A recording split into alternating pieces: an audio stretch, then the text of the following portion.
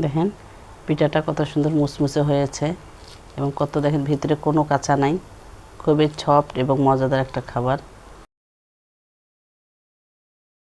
বিসমিল্লাহির রহমানির রহিম। আমি ইলিশ ভাজা রান্নাঘরের পক্ষ থেকে আপনাদেরকে জানাচ্ছি অনেক অনেক শুভেচ্ছা এবং আমার সালাম। আসসালামু আলাইকুম। আমি আজকে আপনাদেরকে দেখাবো তালের বড়া কিংবা পিঠা যেটাই বলেন। আপনারা আমার রান্নাটা দেখেন, আমার পিঠা রেসিপিটা আপনারা দেখবেন প্রথম থেকে শেষ পর্যন্ত, তাহলেই বুঝবেন। আমি এখানে চালের আটা নিয়েছি এবং হালকা একটু ময়দা নিয়েছি। মেপে মেপে নেওয়ার দরকার থাকলে আপনার সেইভাবে নেবেন, আর এমনি নেওয়াও যাইতে পারে, কোনো সমস্যা নেই, মাপটা নিজের কাছে। তা আমি এখানে নিলাম চালের আটা এবং একটু গমের আটা।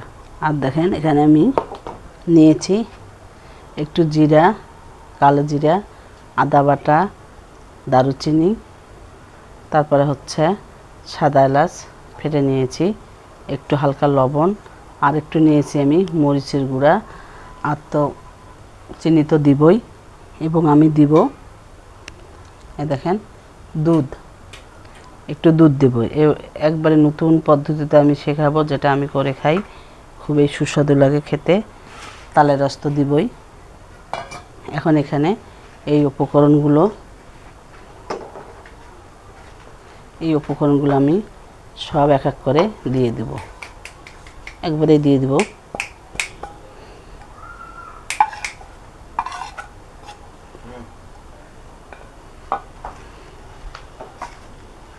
এখন এগুলো শুকনো উপকরণগুলো একটু মিক্সড করে নেব।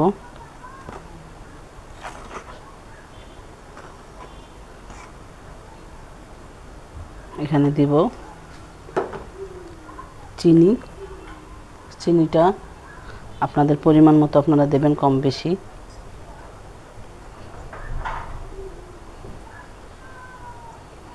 এটুকুই হবে। এখন এগুলো আমি মিক্সড করে নেব। দেখেন আমি একটু হালকা ঝাল দিয়েছি এবং মিষ্টি ঝালের সাথে সমন্বয়ে যে পিঠাটা হবে, এটা কিন্তু খেতে খুবই সুন্দর লাগে এবং মজাদারই লাগে। আমি সেজন্য এইভাবে করে আপনারা দেখেন। এখন আমি এখানে দিব হচ্ছে তালের রস।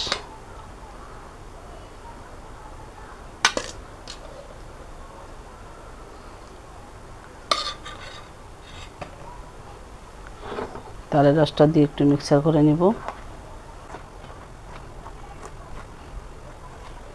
এখানে দিব আমি দুধ।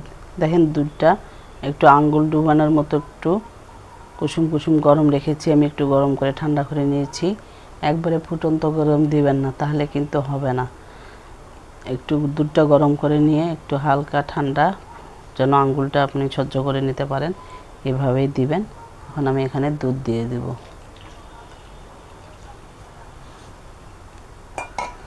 এখন সব উপকরণগুলো আমি মিক্সড করে নেব। দেখেন এইভাবে একটু ভালোভাবে, যত ফেটে নেবেন ততই ভালো হবে।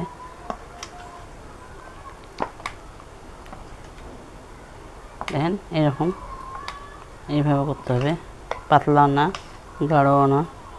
এখন আমি এটা 10 মিনিটের জন্য ঢেকে রেখে দেব। সাথে সাথেও করা যাবে, কিন্তু রেখে দিলে হবে সব যে উপকরণগুলো আছে সব সুন্দরভাবে মিশে যাবে এবং সবগুলোতে একই রকম স্বাদ লাগবে এবং ভালো লাগবে খেতে। ওর জন্য আমি এখন ঢেকে রেখে দিব। কতটা ফুলে উঠেছে এবং সফট হবে এই পিঠাটা। এভাবে একটু ঢেকে রেখে দিয়ে 5-10 মিনিট পর ভাজবেন, আবার একটু ফেটে নেবেন।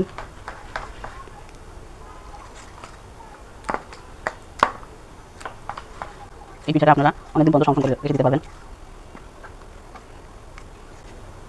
এখন আমি আপনাদেরকে ভাজানোটা দেখাবো। চুলাটা অন করে দিব।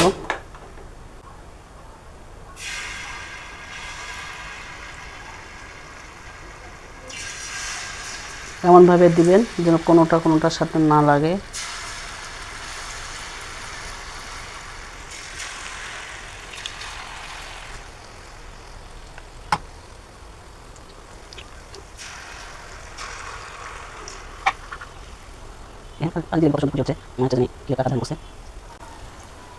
এই পাশটা হয়ে গেছে, এখন এই পাশটায় করে দিব।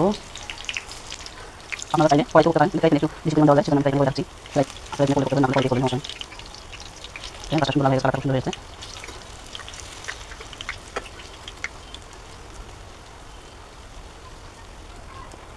পাঁচটা সুন্দর হয়ে গেছে, এখন উঠিয়ে দেবেন না।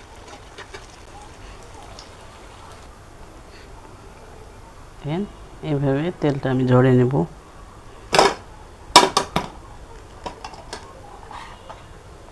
আমি আরেকবার দিয়ে দিচ্ছি।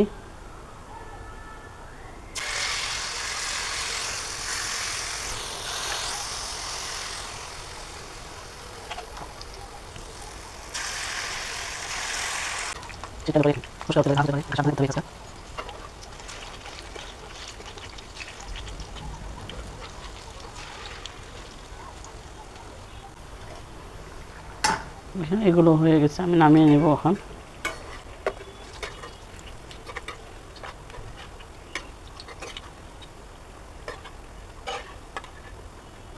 দেখেন পিঠাটা কত সুন্দর মুচমুচে হয়েছে এবং কত দেখেন ভিতরে কোনো কাঁচা নাই, খুবই সফট এবং মজাদার একটা খাবার। আমি খেয়ে দেখলাম, খুবই দুর্দান্ত লাগছে। যেহেতু ঝাল মিষ্টির সমন্বয়ে পিঠাটা, আপনারা আমার মতো করে একদিন খেয়ে দেখবেন, তাহলে মজাটা পাবেন। খাইলে খাবেন, না খাইলে পস্তাবেন।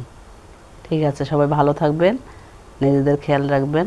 আসসালামু আলাইকুম, ফি আমানিল্লাহ।